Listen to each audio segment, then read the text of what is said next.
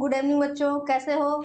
मैं कुमारी पूजा प्रभा सत्यम concept classes से आप लोगों के साथ बायो के साथ आज हम लोग फिर से ऑनलाइन प्लेटफॉर्म पे जुड़ गए हैं। ऑफलाइन हम लोगों का क्लास रंगभूमि चौक पे है ही, आप लोग आते ही हैं। तो आप लोगों का बहुत दिनों से कहना था कि मैम ऑनलाइन में हम लोगों का क्लास हो, तो चलिए वो क्लास, वो इंतजार की घड़ी खत्म हुई और आज हम लोग ऑनलाइन प्लेटफॉर्म पे फिर से जुड़ रहे हैं। हम लोगों का ऑनलाइन प्लेटफॉर्म का जो ये बैच है उसमें हम लोगों को बहुत कुछ करना है, जिसकी जानकारी धीरे धीरे हम लोग इस बैच में हम लोग आपको देंगे। तो क्या क्या करना है इस बैच में? एटम बम बैच है ये। इसमें हम लोग करेंगे 13 साल का बिहार बोर्ड का जो क्वेश्चन आंसर है, ऑब्जेक्टिव भी है और सब्जेक्टिव भी है, इसको करेंगे। कुछ कुछ बीच में हम लोग थ्योरीज भी इसको पढ़ते चलेंगे। तो चलिए हम लोग शुरू करते हैं। चैप्टर फर्स्ट हम लोगों का बायो का जो फर्स्ट चैप्टर है वो चैप्टर का नाम है जीवों में जनन। क्या नाम है बच्चों? जीवों में जनन, रिप्रोडक्शन इन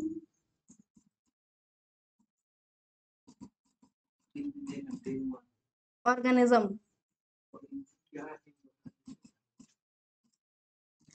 आज हम लोगों का फर्स्ट डे का क्लास है, 14 अक्टूबर शनिवार। ठीक है, तो आज हम लोग न ये क्रैश कोर्स है। अगर आप लोग को लग रहा हो कि ये क्रैश कोर्स है, तो ये क्रैश कोर्स भी नहीं है और न ही ये रिवीजन बैच है। तो ये है क्या? एटम बम बैच है, जिसपे हम लोग काम कर रहे हैं। 80+ टारगेट है हम लोगों का और इस 80+ में हम लोगों के पिछले साल के कई बच्चे आए हैं, तो अब उस लाइन में आप लोगों को आना है, तो इसीलिए हम लोग स्टार्ट करते हैं। हम लोगों का फर्स्ट क्वेश्चन है, उत्तक संवर्धन की परिभाषा दे।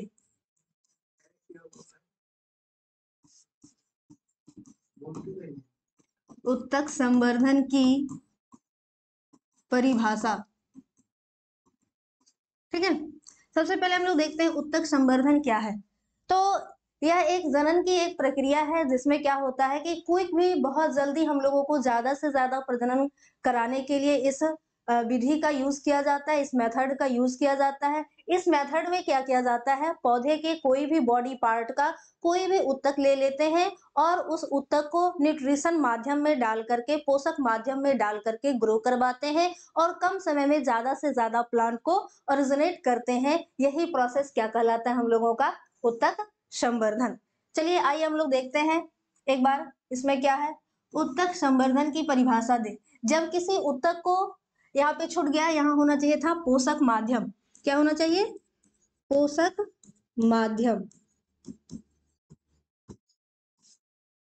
पोषक माध्यम में रहकर उस पौधे की वृद्धि कराई जाती है, तो वह पूरे अंगों के साथ वो पादप अपना रूप ग्रहण करता है और यही प्रक्रिया क्या कहला गई? उत्तक संवर्धन। क्या कोई दिक्कत? किसी को कोई प्रॉब्लम समझने में? इसको समझ में आ रहा है सबको? चलिए आगे बढ़ते हैं हम लोग। और अभी हम लोग जितना क्वेश्चन कर रहे हैं ये सारा बिहार बोर्ड से पूछा हुआ क्वेश्चन है। आप लोग देखेंगे तो IIT के लिए, जेई के लिए, नीट के लिए बहुत सारी चीज उपलब्ध है यूट्यूब पे, लेकिन बिहार बोर्ड के लिए कुछ मिलता नहीं है। तो हम लोग इस चीज को लेकर के आए हैं। ज्यादा से ज्यादा इसको लाइक करें, शेयर करें और ज्यादा स्टूडेंट को इसको जोड़े। और ये हैंड रिटन नोट्स है, इसको हम लोग कर रहे हैं। अगर आप लोग को अगर इसको लेने की आवश्यकता होगी तो इसको स्क्रीनशॉट ले सकते हैं। चलिए हम लोग देखते हैं दूसरे क्वेश्चन को। सेकेंड क्वेश्चन है हम लोगों का, कोलोन क्या है?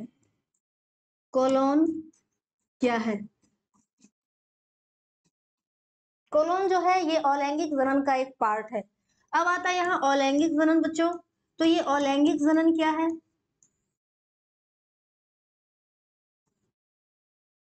अलैंगिक जनन की एक विधि है, जिसमें यहाँ पर एक ही जीव की आवश्यकता होती है और एक ही जीव अपने बॉडी पार्ट को अलग अलग तरीकों से तोड़ तोड़ के नए ऑर्गेनिज्म का फॉर्मेशन करता है। इसमें अलग अलग ऑर्गेनिज्म की आवश्यकता नहीं होती, अपोजिट सेक्स की आवश्यकता नहीं होती है। ठीक है, तो अब हम लोग कोलोन को देखते हैं। कोलोन में क्या आ रहा है? आकारिकी और अनुवांशिक रूप से समान। तो यहाँ पे दो कीवर्ड आ गए, एक आ गया आकारिकी और दूसरा आ गया अनुवांशिकी। आकारिकी का क्या मतलब हो गया कि जो भी अलैंगिक जनन से जो भी जीव उत्पन्न होंगे वो अपने मम्मी पापा के बिल्कुल समान होंगे, स्ट्रक्चरल फॉर्म में। जैसा शरीर उनका होगा वैसा ही शरीर उनसे उत्पन्न बच्चे का होगा। और अनुवांशिक का मतलब क्या हो गया कि इसमें जो जीन स्ट्रक्चर होगा, जो जेनेटिक डिफरेंसेस होंगे उसमें बिल्कुल नहीं होंगे, बिल्कुल मम्मी पापा के समान होगा। इसीलिए जो भी जीव अलैंगिक जनन से उत्पन्न होते हैं उसको हम लोग कॉलोन कहते हैं। कॉलोन का मतलब ही होता है एक पुंजक। कॉलोन एक इंग्लिश वर्ड है। और भी हम लोग इसको अपने भाषा में ले तो इसको हम लोग ढेला कह सकते हैं। जैसे हम लोग अगर ढेला को तोड़ते हैं तो एक ढेला है, इसको हम लोग कट करते हैं, दो पार्ट में बढ़ जाता है तो पता ही नहीं चलता इसमें बड़ा कौन है, छोटा कौन है, मम्मी कौन है, पापा कौन है। ठीक है, समझ में आ रहा है? तो फिर से हम लोग एक बार देख लें कॉलोन क्या है। कॉलोन या एक पुंजक क्या है, इसकी परिभाषा को देख लेते हैं। तो अलैंगिक जनन का वैसा पार्ट जिसमें जो नए जीव उत्पन्न होते हैं वो आकारिकी और आनुवांशिक रूप से अपने जनक के बिल्कुल समान होते हैं। क्वेश्चन का जो नेक्स्ट पोर्शन कह रहा है उसमें कह रहा है इसके एक लाभ को लिखने के लिए, अगर अलैंगिक जनन होता है, कोलन का निर्माण होता है तो इससे लाभ क्या होगा? इससे लाभ क्या होगा? तो एकदम जो जो भी जीव उत्पन्न होंगे अपने मम्मी पापा के बिल्कुल समान उत्पन्न होंगे। ठीक है, समान जीव उत्पन्न होंगे। और हानि इससे क्या आ जाएंगी? तो हानि ये आ जाएंगी कि अगर मम्मी पापा में किसी प्रकार का कोई रोग है तो उनके जो संतति हो गए, उनके जो संतान हो गए, उनमें भी सेम रोग आगे के पीढ़ी में ट्रांसफर हो जाएगा। यही हो गई हानियां।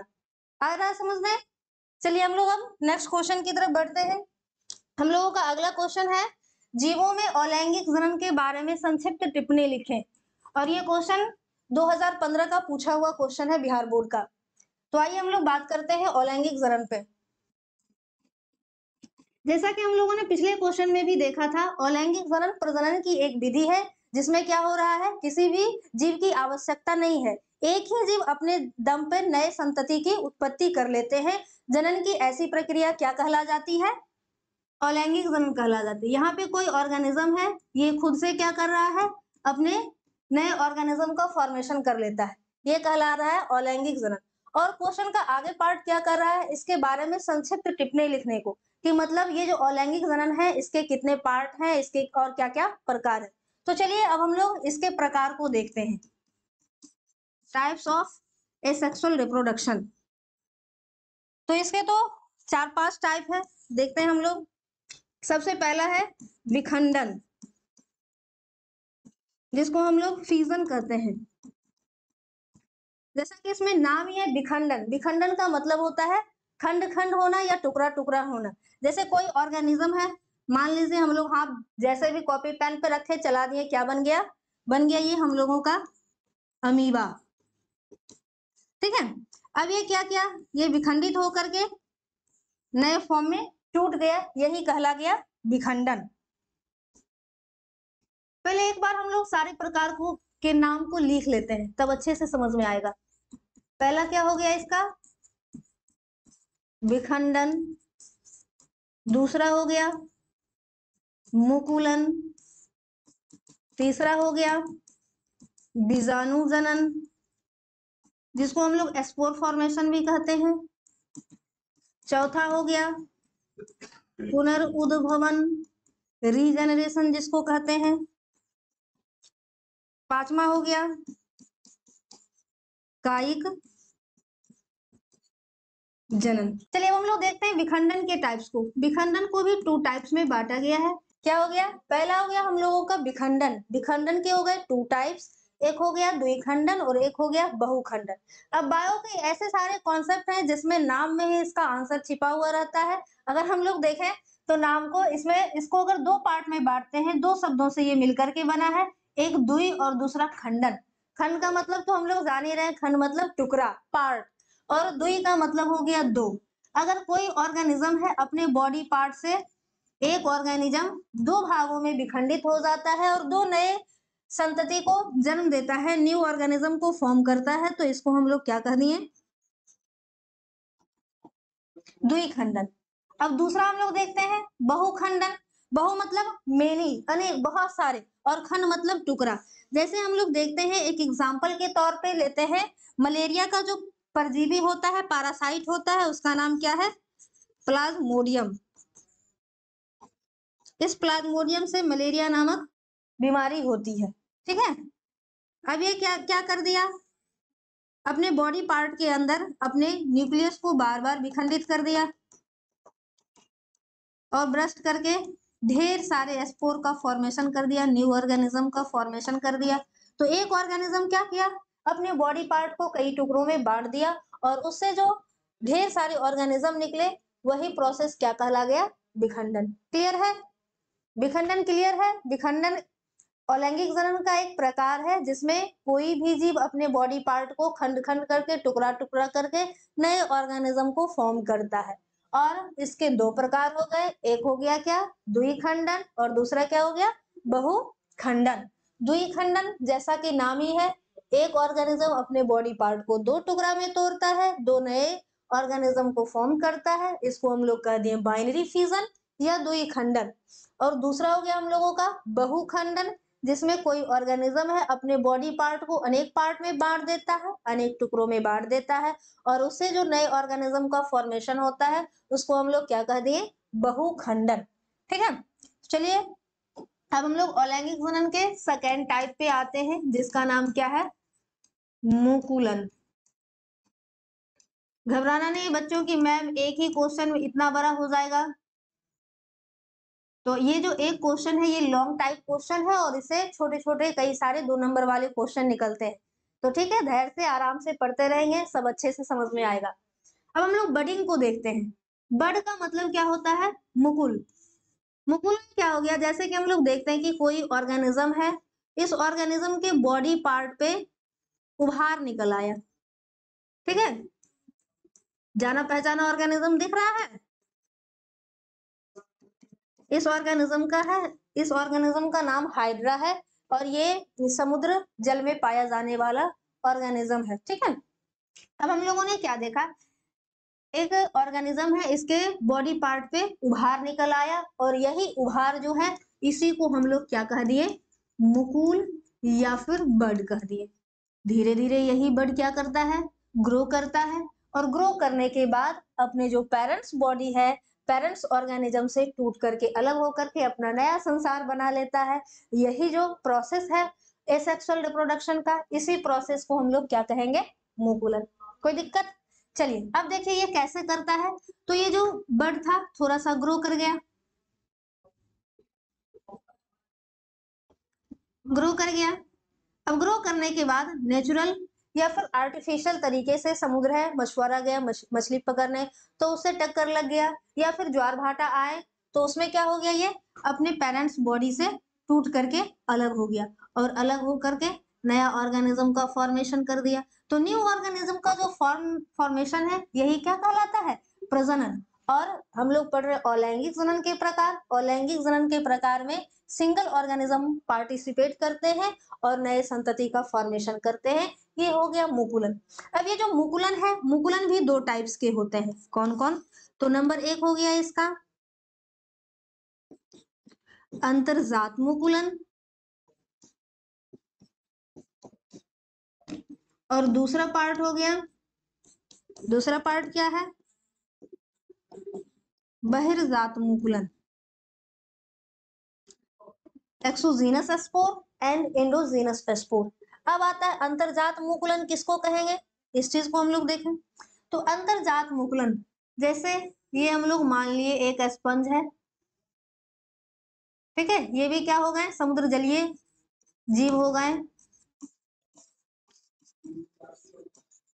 ये हो गया एक टाइप का स्पंज। ठीक है, अब क्या हो गया, इसके बॉडी के अंदर में, स्पंज के बॉडी के अंदर में क्या हो गया, स्पोर का फॉर्मेशन होना शुरू हो गया, ये सारे स्पोर बन गए। अब क्या हो गया, इसका बॉडी ब्रास्ट कर गया और ये सारे स्पोर जो थे वो क्या हो गए, बाहर निकल करके न्यू ऑर्गेनिज्म का फॉर्मेशन कर दिया। तो ये जो बॉडी के अंदरूनी पार्ट में जो स्पोर का फॉर्मेशन हो गया, इसीलिए हम लोग इसको क्या कह दिए, अंतःमुकुलन, या फिर हम लोग इसको अंतरजात मुकुलन भी कहते हैं। कोई दिक्कत है, आगे बढ़ा जाए। तो चलिए इसके सेकेंड पार्ट पे आते हैं। इसका सेकेंड पार्ट क्या था, बाह्य मुकुलन, या इसको हम लोग बहिर्जात मुकुलन या एक्सटर्नल बडिंग भी बोलते हैं। इसमें क्या हो गया, अभी हम लोगों ने हाइड्रा को देखा था तो अब हम लोग देखते हैं कि ईस्ट भी इसका फेमस एग्जाम्पल है। ईस्ट में क्या होता है, जैसे ये हो गया ईस्ट। ईस्ट एक क्या है, ईस्ट एक फंगस है जिसका यूज बेकरी वगैरह, जो बेकरी है उसमें पावरोटी वगैरह बनाने में इसका यूज किया जाता है, बेकर ईस्ट का। तो ये ईस्ट था, इसके ऊपर क्या हो गया, एस्पोर का फॉर्मेशन हो गया। धीरे धीरे ये एस्पोर क्या करते गए, ग्रो करते गए, और ये एस्पोर क्या हो गए, टूट टूट करके न्यू ईस्ट का फॉर्मेशन कर दिया। तो न्यू ऑर्गेनिज्म का फॉर्मेशन ही क्या कहला गया, रिप्रोडक्शन। और इसमें क्या हो रहा है, ओनली वन ऑर्गेनिज्म पार्टिसिपेट कर रहे हैं, तो इसीलिए ये हो गया अलैंगिक जनन। और बॉडी के आउटर साइड में एस्पोर का फॉर्मेशन, सॉरी एस्पोर नहीं, मुकुल का बड का फॉर्मेशन हो रहा है, इसीलिए हम लोग इसको क्या कह देंगे, बाह्य मुकुलन या बहिर्जात मुकुलन। कोई दिक्कत है इसको समझने में?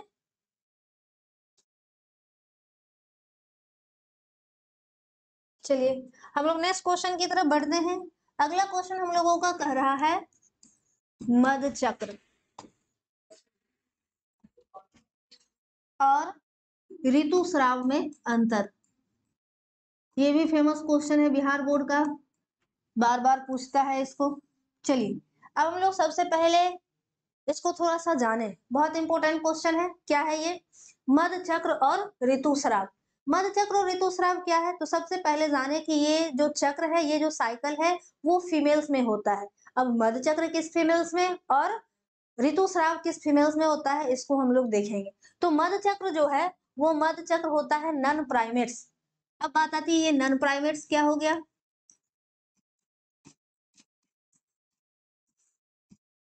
तो जो हम लोग हैं आदमी है, और आदमी के जो पूर्वज है उसको छोड़ करके जितने भी अपरा स्तनी हो गए, उस समूह में मध चक्र होता है, उनको हम लोग नन प्राइमेट्स कहते हैं। ठीक है, अब अपरा एक न्यू वर्ड आ गया। अपरा का क्या मतलब हो गया, तो हम लोग क्या देखते हैं, गाय भैंस जब पैदा होता है तो उसके नाभि से एक रस्सी नुमा स्ट्रक्चर फॉर्म्ड होता है। इसी रस्सी नुमा स्ट्रक्चर का नाम क्या है, अपरा। ठीक है, और इसी से ये जो ऑर्गेनिज्म होते हैं, नन्हे प्यारे छोटे से बच्चे, वो अपने मदर से पोषक तत्वों को प्राप्त करते हैं। तो ये अपरा स्तनी में होता है। लेकिन मध चक्र जो होता है नन प्राइमेट्स, आदमी और आदमी के पूर्वज को छोड़ करके जो भी स्तनधारी बचते हैं, उनमें मध चक्र होता है, जिनको हम लोग नन प्राइमेट्स कहते हैं। और जो ऋतुस्राव की क्रिया होती है वो किसमें होती है, प्राइमेट्स में होती है। अब ये प्राइमेट्स क्या हो गया, तो जो भी हम लोग ह्यूमन हो गए, फॉर एग्जाम्पल मानव हो गया, हम लोगों का पूर्वज क्या हो गया, बंदर हो गया, चिंपैंजी हो गया। ठीक है, इन सबों में क्या होता है, ये ऋतुस्राव की क्रिया होती है। अब बात आते हैं ये मध चक्र है क्या, तो क्या हो गया, इस जो अपरा प्लेसेंटल फीमेल है, उसके ओवरी में पर मंथ साइक्लिक चेंजेस आते रहते हैं। उसी साइक्लिक चेंजेस को हम लोग क्या कहते हैं, मध चक्र। उसी प्रकार से ऋतुस्राव क्या है, तो ऋतुस्राव भी क्या होता है कि जो हम लोग मानव है, मानव की जो फीमेल है, स्तनधारी फीमेल, मतलब मानव में, बंदर में, गोरिल्ला में, चिंपांजी में, उसके ओवरी में साइक्लिक चेंजेस आते हैं। मतलब अंडाणु का फॉर्मेशन किस तरीके से होता है, इसको हम लोग आगे वाले चैप्टर में पढ़ेंगे। तो वो जो अंडाणु का निर्माण होता है उसी, और ये अंडाणु क्या हो जाते हैं कि जब निषेचन की क्रिया नहीं होती है तो ये शरीर में रहते नहीं है, मर जाते हैं और बॉडी से बाहर आ जाते हैं। वही प्रोसेस क्या कहलाता है, ऋतुस्राव कहलाता है। फिर से हम लोग एक बार देखें ऋतुस्राव को, थोड़ा सा हम लोग डीपली चले जाते हैं ऋतुस्राव में। क्या हो गया, हम लोग देखते हैं थोड़ा सा,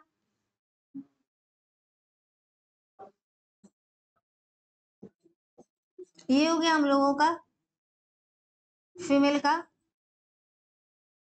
रिप्रोडक्टिव सिस्टम।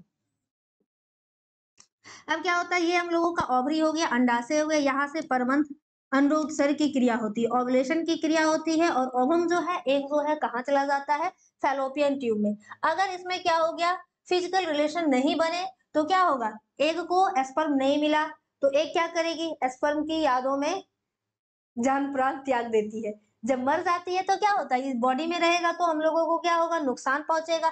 तो ये फिर क्या हो जाता है, बॉडी से बाहर आ जाता है ब्लड के रूप में। यही प्रोसेस कहलाता है क्या, हम लोगों का ऋतुस्राव। लेकिन इसमें हम लोग देखते हैं मध चक्र में भी सेम प्रोसेस होता है। ओवेरियन साइकिल में एग का फॉर्मेशन होता है, बट वो बॉडी से बाहर ब्लड के रूप में नहीं आता है। पुनः क्या किया जाता है, ओवरी के द्वारा, अंडाशय के द्वारा उस ब्लड को एब्जॉर्ब कर लिया जाता है। इसीलिए क्या होता है कि मध्य चक्र में ब्लीडिंग नहीं होता। यहाँ लिखा हुआ है ना, मध्य चक्र में ब्लीडिंग नहीं होता। और फिर बात आता है कि ये ब्लीडिंग होता क्यों है, तो ऋतुस्राव में ब्लीडिंग होने का कारण है इंडोमेट्रियम टूटने के कारण ये ब्लीडिंग होता है। फिर एक वर्ड आ गया यहाँ पर, क्या, इंडोमेट्रियम। ये जो इंडोमेट्रियम है वो गर्भाशय की दीवारें हैं, जिसको हम लोग थर्ड चैप्टर में पूरा डिटेल से पढ़ेंगे। गर्भाशय में 3 दीवारें होती है, एक्सोमेट्रियम, मायोमेट्रियम और इंडोमेट्रियम। आंतरिक दीवारें होती है, बाहरी दीवारें होती है और पेशीय बीच की दीवारें होती है। इन्हीं आंतरिक दीवार के इंडोमेट्रियम के टूटने से ब्लीडिंग का प्रोसेस होता है। किसमें? सिर्फ और सिर्फ ऋतुस्राव में। लेकिन जो मध्य चक्र में होता है इसमें रक्त का, ब्लड का सेक्रेशन नहीं होता है। अब मन में आ रहा, क्या ब्लड का सेक्रेशन नहीं होता तो क्या इसमें इंडोमेट्रियम ब्रेकन नहीं होता? हाँ, इसमें भी इंडोमेट्रियम ब्रेक करता है, बट उसमें नेचुरल फेनोमेनन है, नेचर ने उसको इस तरीके से बनाया है कि पुनः एंडोमेट्रियम को, ब्लड को उसी के द्वारा एब्जॉर्ब कर लिया जाता है। चलो आइए हम लोग देखते हैं नोट्स में क्या क्या लिखा हुआ है। तो पहला जो अंतर है मध्य चक्र में वो क्या है, नन प्राइमेट्स अपरास्तनी के जनन तंत्र में होने वाली मासिक बदलाव को हम लोग क्या कहते हैं, मध्य चक्र कहते हैं। तो नन प्राइमेट्स हम लोग समझ ही गए हैं। अब हम लोग आते हैं ऋतुस्राव में, देखते हैं ये प्राइमेट्स अपरास्तनी के जनन तंत्र में होने वाले परिवर्तन को ऋतुस्राव, इसी का दूसरा नाम क्या है, मासिक चक्र भी है। ठीक है, अब हम लोग सेकंड अंतर को देखते हैं, इसमें क्या है। तो मध्य चक्र जो है, मध्य चक्र की क्रिया स्तनधारी में होता है। किस स्तनधारी में? एग्जाम्पल देख लेते हैं, तो गाय, भैंस, बकरी, कुत्ता, शेर और भी बहुत सारे जो मैमल्स हैं उनमें मध्य चक्र की क्रियाएं होती है। और ऋतुस्राव की क्रिया किसमें होती है? तो पहले ही हम लोगों ने बोला है कि ये प्राइमेट्स में होता है। प्राइमेट्स कौन है? तो मानव हो गया, और इसके जो एंसेस्टर हो गए, मानव के जो पूर्वज हो गए, बंदर, भालू, लंगूर, चिंपैंजी, इन सबों में ऋतुस्राव की क्रिया होती है। अगला अंतर देखते हैं, मध्य चक्र में इंडोमेट्रियम की दीवारें नष्ट होती है, बट ब्लड का स्राव नहीं होता है। क्यों? क्योंकि ब्लड को पुनः रीअब्सॉर्ब कर लिया जाता है। और ऋतुस्राव में क्या होता है, एंडोमेट्रियम के टूटने से ब्लड का सेक्रेशन होता है। फिर क्या होता है कि ये जो मध्य चक्र का जो प्रोसेस है, इस मध्य चक्र के प्रोसेस में, ये कहाँ चला गया, ऊपर नहीं हो रहा, हाँ आ गया आ गया। चलो नेक्स्ट अंतर को देखते हैं, इसमें क्या हो गया कि जो मध्य चक्र की क्रियाएं हैं उसमें क्या होता है, मध्य चक्र होने के बाद फिजिकल रिलेशन बनाने की मतलब इच्छा आती है, लेकिन ऋतुस्राव या मासिक चक्र में ऐसा कोई इच्छा जागृत नहीं होता। चलिए अब हम लोग नेक्स्ट क्वेश्चन की तरफ बढ़ते हैं।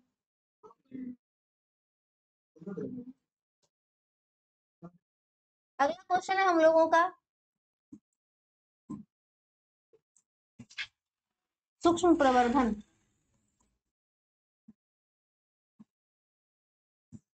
ठीक है, सूक्ष्म प्रवर्धन क्या है, तो ये भी अलैंगिक जनन का प्रकार है, जो किसमें होता है, पादपों में होता है। और इसमें भी क्या किया जाता है, ये प्लांट हो गया, प्लांट का कोई बॉडी पार्ट ले लिए हम लोग, और उस बॉडी पार्ट का कोई उत्तक ले लिए, और इस उत्तक को क्या करेंगे, इस उत्तक को हम लोग किसी भी न्यूट्रिशन मीडियम में डाल करके इसको ग्रो कराते हैं। जब ये ग्रो कर जाता है तो ढेर सारे इससे कैलस का फॉर्मेशन होता है, और इसी कैलस से न्यू न्यू प्लांट का फॉर्मेशन हो जाते हैं, नन्हे मुन्ने पौधे, और बहुत जल्दी हो जाता है, कम समय में ज्यादा से ज्यादा प्लांट आ जाते हैं। इसीलिए इस प्रोसेस को हम लोग क्या कहते हैं, सूक्ष्म प्रवर्धन कहते हैं। देखते हैं, उत्तक संवर्धन द्वारा हजारों की संख्या में पादपों की उत्पन्न करने की विधि को हम लोग क्या कहते हैं, सूक्ष्म प्रवर्धन कहते हैं। पहले ही मैंने बताया कि बहुत कम समय में ज्यादा से ज्यादा प्लांट को उगाने की प्रक्रिया को हम लोग सूक्ष्म प्रवर्धन कहते हैं। ठीक है, इसके द्वारा बहुत सारे टमाटर हो गया, केला हो गया, सेब हो गया, और भी सारे हो गए, जिसको हम लोग इकोनॉमिक तरीके से उत्पाद कराया जाता है इसका, कम समय में ज्यादा से ज्यादा। ठीक है, ठीक है, चलिए आज हम लोग पहला क्लास है तो इसलिए ज्यादा बर्डन नहीं दे रहे हैं, थोड़ा सा ही पढ़ते हैं, अच्छे से समझ के पढ़ते हैं। ठीक है, और जिन जिन को लिखना है तो इसको आराम से अपना यूट्यूब पे भी रिकॉर्डेड क्लास रहेगा, तो उसको अपना देख करके आराम से हाँ नोट्स लिख सकते हैं। और जिसको पीडीएफ चाहिए वो व्हाट्सएप पे अपना नंबर 94, अपना वही पुराना वाला नंबर 9472847179 पे व्हाट्सएप करके पीडीएफ मंगवा सकते हैं। हाँ, और 10 बजे सर का क्लास है, इसीलिए डाटा बचा के रखना है। सत्यम सर का क्लास है केमिस्ट्री के लिए, तो डाटा बचा के रखना है। और मैच के लिए ये नहीं रोना नहीं है, क्योंकि वो लोग भी अपने लाइफ के लिए कर रहा है, मैच खेल रहा है, और तुम लोगों को भी अभी जग के रहना है और भी मेहनत करना है, तो फिर वैसा-वैसा मैच बहुत सारा आएगा। ठीक है? चलो, थैंक यू, गुड नाइट।